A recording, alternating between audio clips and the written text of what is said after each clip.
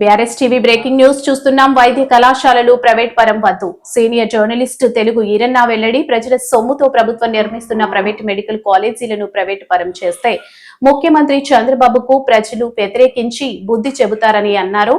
దాదాపు 10 medical కాలేజీలను private పరం చేస్తామని ముఖ్యమంత్రి చంద్రబాబు నాయుడు ప్రకటించడం పైన ప్రతిపక్షాలు ఇప్పటికే పగ్గుమన్నాయి.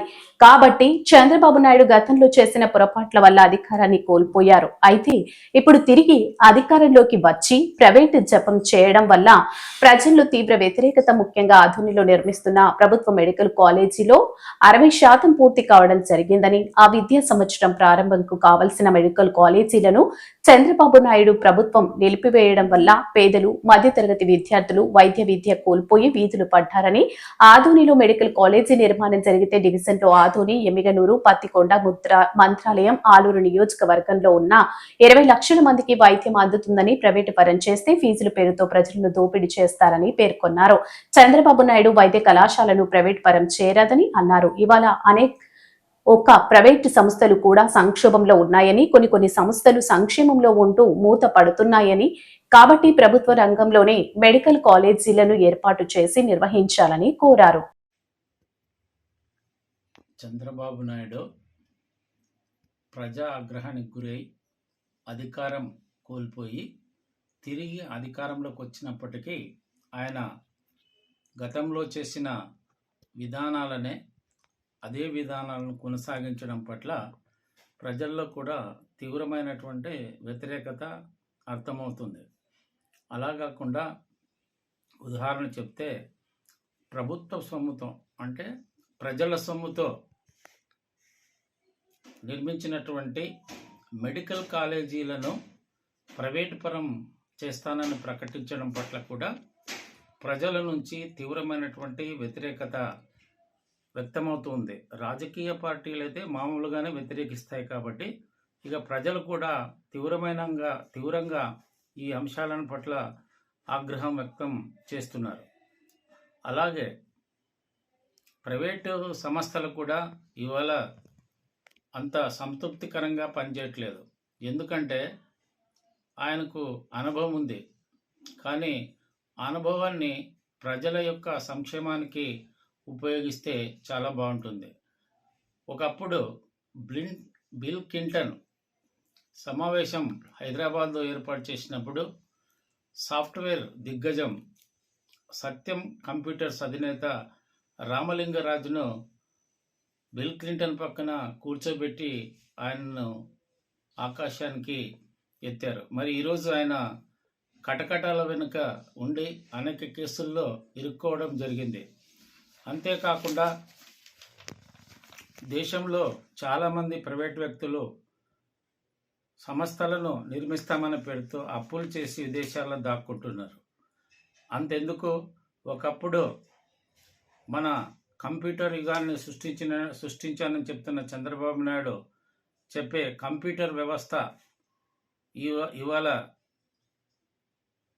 చాలా విచ్ఛిన్నకరమైన పరిస్థితుల్లో దారుణంగా ఉన్నాయి.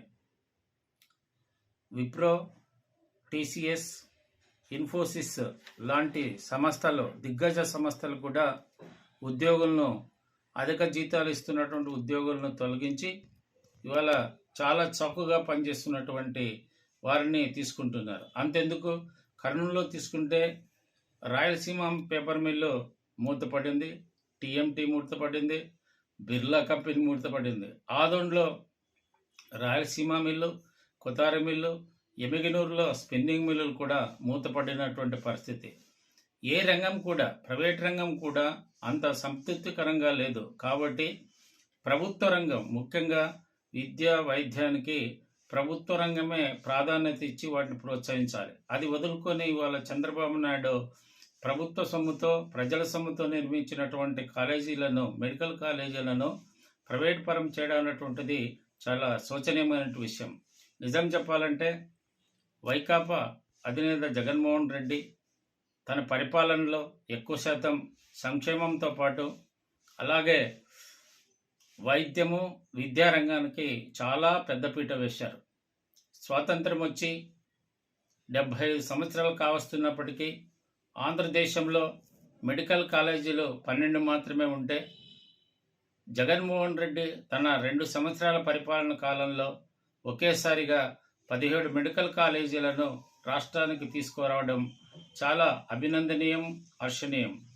కానీ అందులో ఆయన హయాంలోనే 5 మెడికల్ కాలేజీలను పూర్తి చేయడం జరిగింది.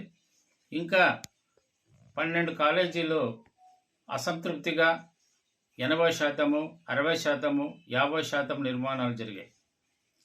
ఇప్పుడు ఉదాహరణకు ఆదోని మెడికల్ కాలేజీని తీసుకుంటే ఆ రోజు ఎమ్మెల్యేగా ఉన్న సాయి ప్రసాద్ రెడ్డి తమ డివిజన్, ఆదోని డివిజన్ పడమర ప్రాంతం చాలా వెనుకబడి ఉందని, ప్రజలలో నిరక్షరాస్యత ఉందని, అలాగే ప్రతి సంవత్సరం ఆదోని డివిజన్ నుంచి బెంగళూరు, ముంబాయి, ఇతర ప్రాంతాలకు వలస వెళ్ళి పొట్ట చెత్తుకొని పెట్టుకొని వలస వెళ్ళి బతుకుతున్నారని చెప్పడంతో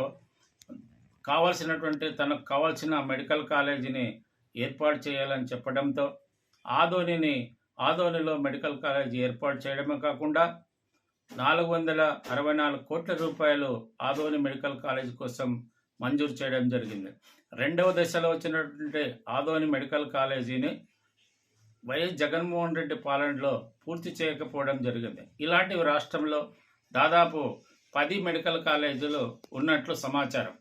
అయితే చంద్రబాబు నాయుడు అధికారంలోకి వచ్చిన తర్వాత వెంటనే మెడికల్ కాలేజీల నిర్మాణాలను హఠాత్తుగా బంద్ చేయడం చాలా శోచనీయమైనటువంటి అంశం.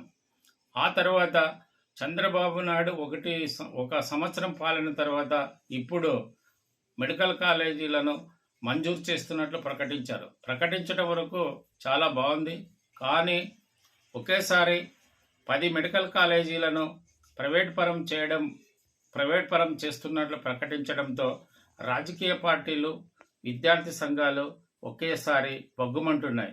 అంతేకాకుండా ప్రజలు కూడా పెదవి విరుస్తున్నారు. ఎందుకంటే ప్రభుత్వ మెడికల్ కాలేజీలను ప్రైవేట్ పరం చేస్తే వారు జలగల్లా మొత్తం దోపిడీ చేస్తారు.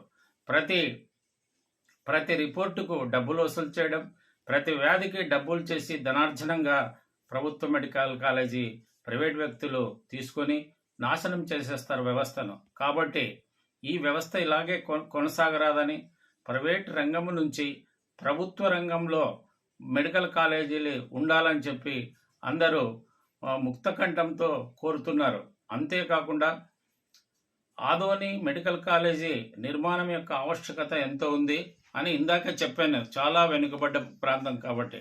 అయితే 60% పూర్తయినటువంటి మెడికల్ కాలేజీని 50% పూర్తయిందని అధికారులు తప్పుడు రిపోర్ట్ ఇవ్వటం వల్ల హఠాత్తుగా అసంపూర్తిగా ఈ మెడికల్ కాలేజీ నిర్మాణం జరగడంతో ఈ విద్యా సంవత్సరం ప్రారంభం కావాల్సినటువంటి మెడికల్ కాలేజీ వాయిదా పడి చాలామంది పేదలు, మధ్యతరగతి వాళ్ళు, మధ్యతరగతి విద్యార్థులు, పేద విద్యార్థులు కూడా వైద్య రంగానికి దూరమైనటువంటి పరిస్థితి చాలా అమానుష్యమని చెప్పి నేను స్పష్టం చేస్తున్నా. ఇప్పటికి కూడా ఈ ప్రైవేట్ రంగం అంతా కూడా సంక్షోభంలో కూరుకుపోతున్న ఈ సమయంలో కూడా ముఖ్యమంత్రి చంద్రబాబు నాయుడు ప్రైవేట్ జపం చేయడం అంత సబబుగా లేదని చెప్పి నేను ముఖ్యమంత్రి దృష్టికి తీసుకొని వస్తున్నా. ఎందుకంటే ఇప్పటికే నేను అనేక ఉదాహరణలు చెప్పాను. ప్రైవేట్ రంగంలో కూడా చాలా సంక్షోభం నెలకొని ఉద్యోగాలను తీసివేసే పరిస్థితి ఉంది. కాబట్టి ప్రైవేటు వ్యక్తులకు మంచి లాభాలను తెచ్చిపెట్టే మెడికల్ కాలేజీలను ప్రైవేటు వారికి ప్రభుత్వం అప్పచెప్పితే ప్రజలకు డబ్బులు వసూలు చేయడమే కాకుండా నిలువు దోపిడీ ప్రజలను చేస్తారని చెప్పి నేను భావిస్తున్నా. అంతేకాకుండా ఆదోని మెడికల్ కాలేజీ నిర్మాణం జరిగితే చాలా వెనుకబడ్డ ప్రాంతమైన ఆదోని డివిజన్లోని ఆదోని, ఆలూరు, ఎమ్మిగనూరు, పత్తికొండ, మంత్రాలయం నియోజకవర్గాల్లో ఉన్న దుర్భిక్ష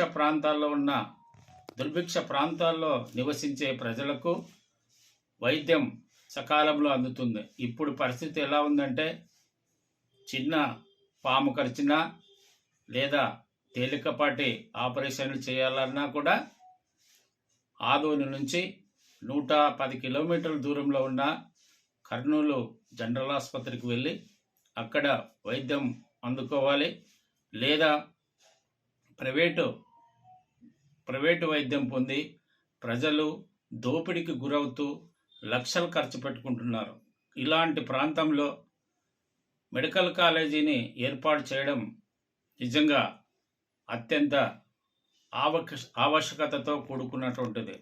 కానీ ఇది మరచి 50% పూర్తయిందని నివేదిక ఇవ్వడం